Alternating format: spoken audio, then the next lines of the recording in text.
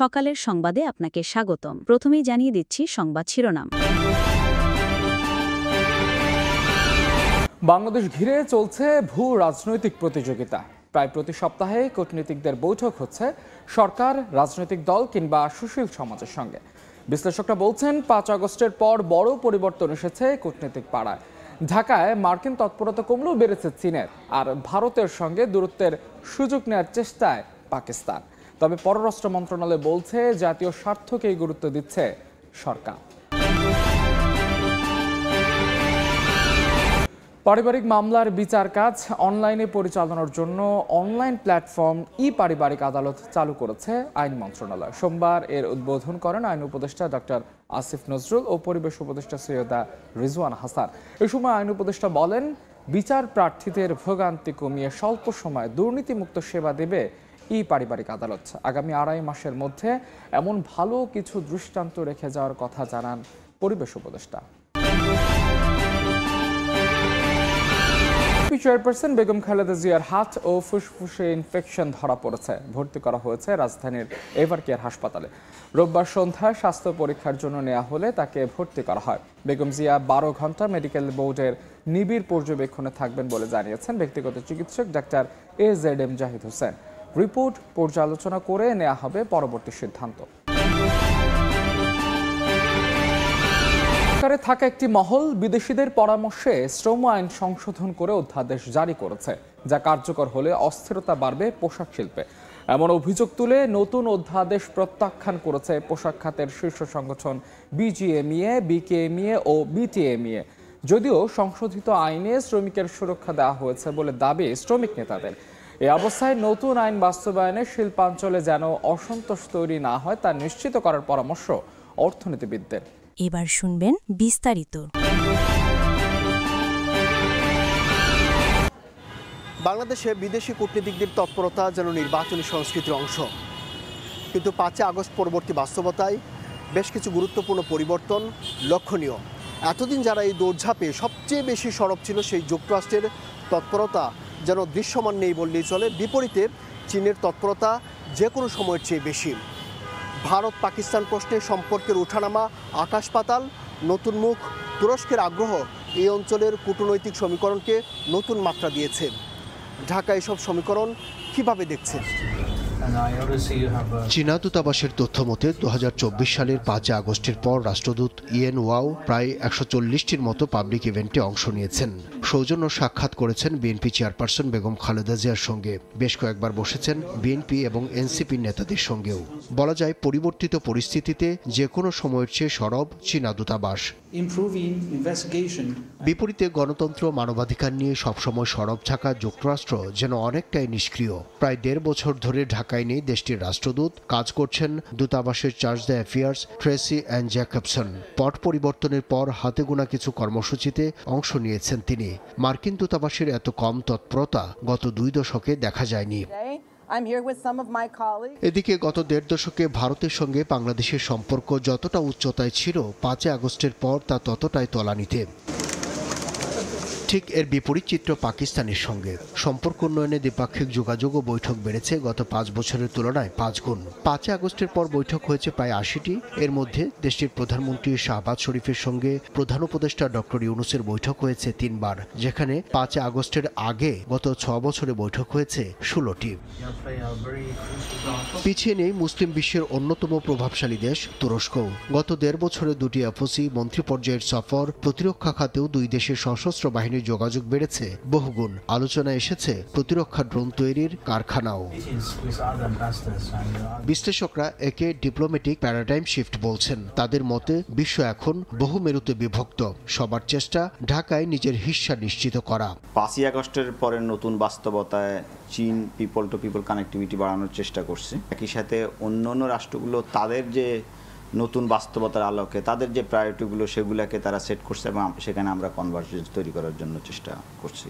সেখানে কম্পেয়ার করার সাইতেও প্রায়োরিটি সেটগুলোর মধ্যে কিভাবে কনভার্জেন্স হচ্ছে সেটা ইম্পর্ট্যান্ট হবে। একদিকে ঝুঁকে যাওয়ার যেই প্রবণতা একসময় হয়তো ছিল, যেটাকে আমরা স্নায়ুযুদ্ধ সময় বলি, সেটা আর সম্ভব না।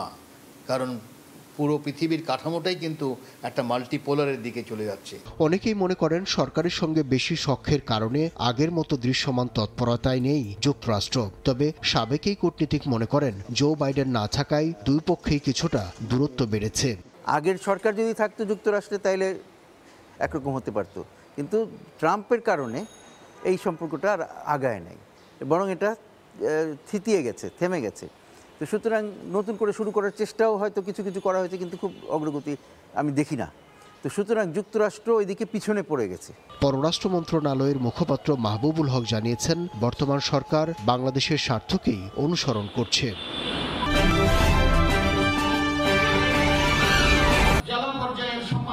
পারিবারিক মামলার বিচার কাজ অনলাইনে পরিচালনার লক্ষ্যে ঢাকা মহানগর দায়রা জজ আদালতে পারিবারিক আদালতের উদ্বোধন হলো সোমবার। আইন উপদেষ্টা ডক্টর আসিফ নজরুল ও পরিবেশ উপদেষ্টা সৈয়দা রিজওয়ানা হাসান কার্যক্রমের উদ্বোধন করেন। আইন মন্ত্রণালয়ের অধীনে অনলাইন প্ল্যাটফর্মটি তৈরি করে ড্যাফোডিল ইন্টারন্যাশনাল ইউনিভার্সিটি। অনুষ্ঠানে পরিবেশ উপদেষ্টা বলেন, নারী ও শিশুদের বিচারিক সহায়তা দিতে অন্তর্বর্তী সরকারের যুগান্তকারী পদক্ষেপ পারিবারিক আদালত। জনস্বার্থে একে টিকিয়ে রাখতে ভবিষ্যৎ সরকারের প্রতি আহ্বান জানান তিনি। এটা বিশেষ করে নারী জাতির জন্য, যারা নির্যাতিত এবং নানান অবিচারের শিকার, এবং যে সমস্ত শিশুরা পারিবারিক সহিংসতা এবং বিদ্বেষের শিকার, তাদের জন্য আসলে অনেক বড় একটা বিচারের বার্তা নিয়ে এসছে, বিচারের সম্ভাবনা নিয়ে এসছে। আমরা যেন এটাকে সবাই মিলে সহযোগিতা করে কার্যকর করি। আইন উপদেষ্টা দাবি করেন, বিচার প্রার্থীদের ভোগান্তি কমিয়ে স্বল্প সময়ে দুর্নীতিমুক্ত সেবা দেবে পারিবারিক আদালত। সব দাপ্তরিক কাজকর্ম ডিজিটালাইজেশনের ওপর জোর দেন ডক্টর আসিফ নজরুল। এটা হচ্ছে জাস্ট আপনার শুধু মামলা দায়ের করা না, নথি ব্যবস্থাপনা আছে, শুনানি আছে, রায় আছে, সবকিছু অনলাইনে হয়ে যাবে। এটাকে আমরা একটা পেপারলেস কোর্টও বলতে পারি। এটাতে যে ভোগান্তি কমবে, সময় বাঁচবে, দুর্নীতি কমবে, খরচ কমবে, এটা নিয়ে আমাদের কারো কোনো সন্দেহ নেই। এছাড়া বিনা খরচে সব পারিবারিক মামলা লিগ্যাল এইডের মাধ্যমে নিষ্পত্তির পরিকল্পনার কথা জানান আইন উপদেষ্টা। এই প্রক্রিয়ায় আগামী 5 বছরের মধ্যে 50% মামলা জট কমানোর বিষয়ে আশাবাদী তিনি।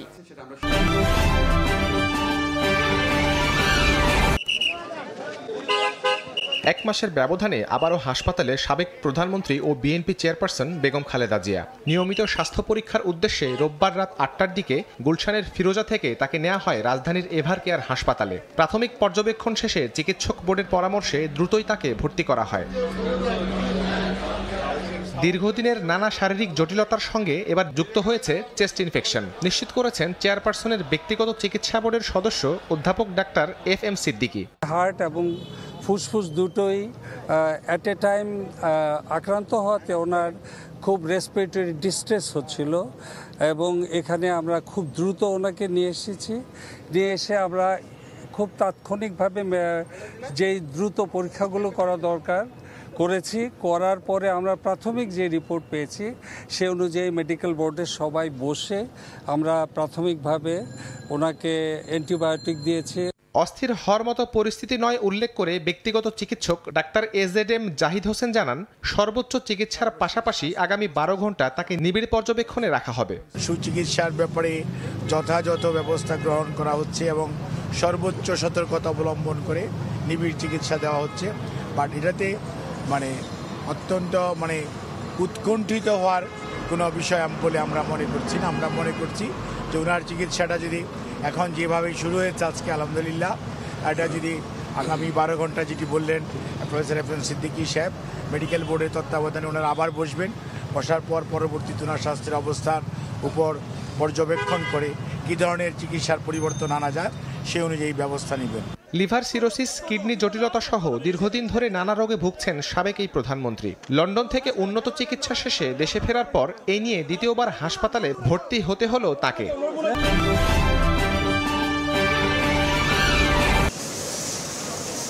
দীর্ঘদিন ধরে বাংলাদেশের শ্রম আইনের সংশোধন চেয়ে আসছিল জাতিসংঘের শ্রম সংস্থা, ILO, যুক্তরাষ্ট্র, ইউরোপীয় ইউনিয়ন সহ পশ্চিমা দেশগুলো।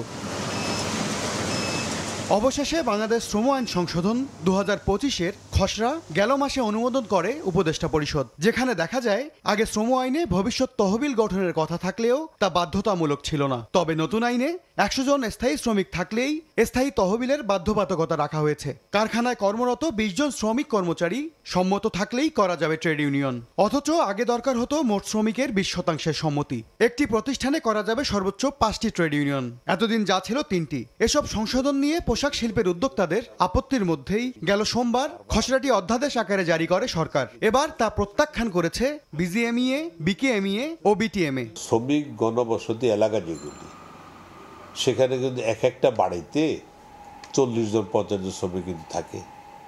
ওই বাড়িগুলো যদি ইচ্ছা করে সে তার বাড়িতে 20 জনকে নিয়ে একটা ট্রেড ইউনিয়ন করে ফেলতে পারে। এই যে শ্রম আইন যেটা হয়েছে, এটা কোনোভাবেই বাংলাদেশের প্রেক্ষাপটে, আমাদের ইন্ডাস্ট্রির প্রেক্ষাপটে, আমাদের দেশের অর্থনীতির প্রেক্ষাপটে এই শ্রম আইনটা দেশের জন্য যোগ উপযোগী হয় নাই। নতুন আইন শিল্পে অস্থিরতা বাড়াবে বলে দাবি উদ্যোক্তাদের। আগামী দিনগুলিতে এই সেক্টরটাকে কন্টিনিউয়াসলি সাফার করতে হবে, অর্থাৎ যারা এটা করিয়েছে তারা পরিকল্পিতভাবেই করিয়েছে, কারণ এতবার এত কঠিনভাবে আমরা এটা নিয়ে কথা বলার পরেও এইটা সরকার ফাইনালি এটা পরিবর্তন করে নাই। মজুরি বৃদ্ধি সহ নানা দাবিতে শ্রমিকরা মাঠে নামলে কালো তালিকাভুক্ত করা যাবে না এমন বিধানও রাখা হয়েছে নতুন অধ্যাদেশে। সংজ্ঞা পরিবর্তন করে কর্মকর্তা কর্মচারীদের অন্তর্ভুক্ত করা হয়েছে শ্রমিকদের। সংশোধিত শ্রম আইন কর্মী বান্ধব বলে দাবি শ্রমিক নেতাদের। যা কিছু চেয়েছি সব পেয়ে গেছে এটা বলা যাবে না, কারণ আসলে রাতারাতি সবকিছু সম্ভব নয়। যতটুকুই শ্রম অধ্যাদেশে হয়েছে সেটা আমি মনে করি যে গণঅভ্যুত্থানের একটা আকাঙ্ক্ষারই ফলাফল। শ্রমিকদের যে সংজ্ঞা সেই শ্রমিকের মধ্যে চলে আসবে এবং তারা সেই ধরনের সুযোগ সুবিধা